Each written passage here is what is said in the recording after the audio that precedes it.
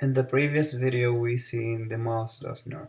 So we have seen how we can change the foreground color of a button by hovering over the button. It's going to change the text color. Leaving the button, it's going to return it back. Pressing, releasing, and we have seen that we can implement press and we can implement release. We have seen one of them that we did not use, which is mouse clicked.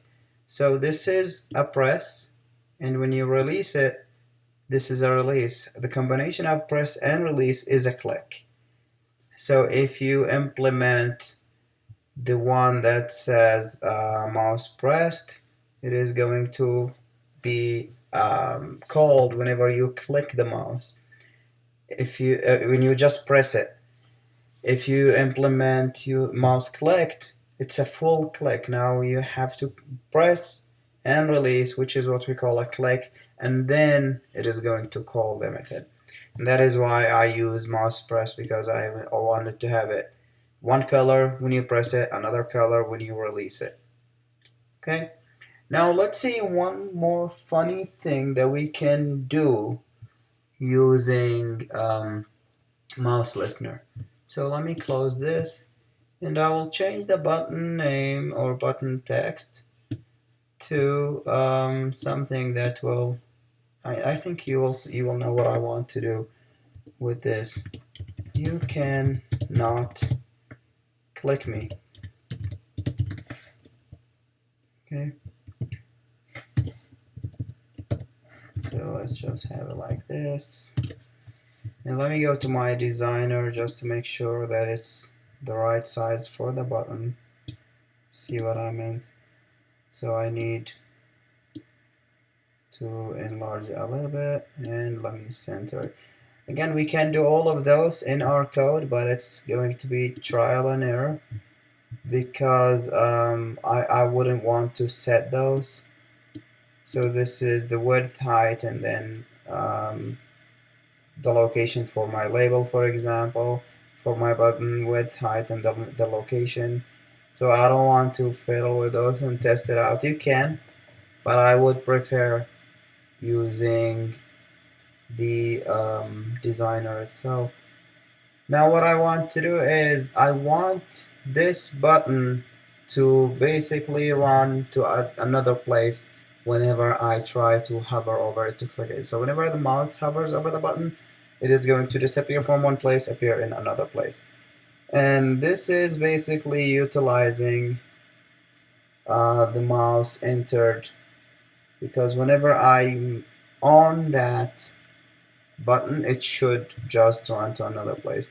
I'm not trying to change any color now. What I want to do is create a random location. So the location is going to be in terms of X and Y. And X and Y are going to be based on the frame itself. So this is 0, 0, and this is going to go all the way down. So X is going to increment this way, Y is going to increment downward. So if I place it at 0, 0, it's going to be at the top left corner, sorry. So I need to start from 0, 0, and then I need to stop at the dimensions of my frame. So what I will do is I will go ahead and inside my mouse entered, I will create two random numbers. So an integer for random x is going to be a new random, and from my random I will say next integer, and I'll provide it with something. For right now, let me just say 5 so I can import everything. So you will need to import the random class, and what I did is I used Ctrl-Shift-O to import it. But for if you want to import it by just writing the code, it's import java.util.random. Now for this example, my frame size is 500, so I'll say 500, and this is random for x, and I will create another one for Y, because I don't want it to be just on the diagonal. I want it to be like random numbers every time. So this is random for Y. And then what I can do is I go to my button and set the location for the button. So it's button dot set location button dot set location, and I'll provide random X here and it's going to be random Y in here. And let me save this and run my application now. Now every time I hover over the button, it's going to jump to another place. But notice that it's basically jumping past the frame, and in this example I can see it. See, it's jumping outside. So I need to make sure that it's not jumping outside. The other thing is, now if I increase this all the way, it is going to utilize only the 500 by 500 I created in the beginning, and I want it to jump throughout the whole screen.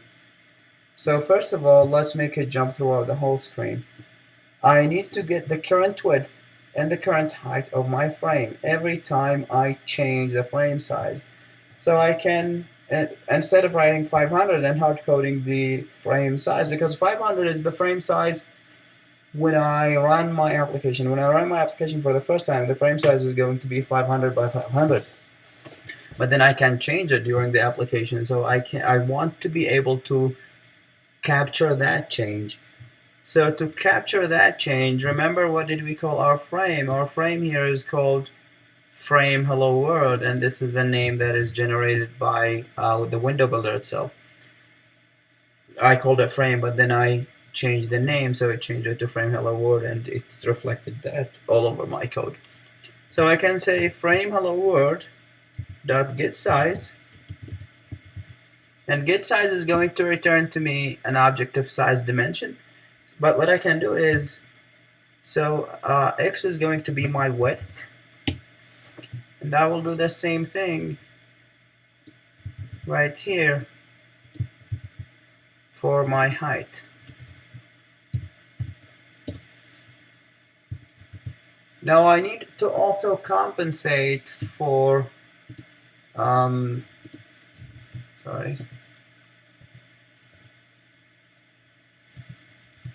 I need to also compensate for the fact that sometimes the button goes beyond the line a little bit, because if it is 500 by 500, then it's at the bottom right corner. So if it's at the bottom right corner, then I have to extend my frame to see it. How will I know this? One of the two ways. Either go up and see my button and see how long is it and how wide is it, and then change those randoms basically based on those. Or I can just go to the design, which is the easiest way to do it, and then drag my button to the last point I want it to be, and look here. So what are the bounds of my button? See, if I move it right here, it says it's at 238 by 379, and if I move it right here, it's at 274 and then 443. So it's safe for me to say if it's 500, then this needs to be by maximum 270 and then 440. So 500 minus 270 is 230, and then 500 minus 440 is 60. So what I can do is come here, and on my X, I will go on my random for X, I will take minus 230. So this is going to make it work for any frame size. And for this we said it's going to be a -60, I believe. And I will save this. I will run it. And now it cannot exceed that size. And moreover, if I expand this over my screen, now we will see that it's going to jump all over the screen because it is detecting the current frame size and it's jumping based on the current frame size. So if I shrink it back, it is not going to jump outside of my screen. If I continue shrinking, it is again not going to jump outside of my screen. And this is an example. This example was intended to show you different things like setting the location and setting the location also while using the app, and finally how to get the current size of your frame.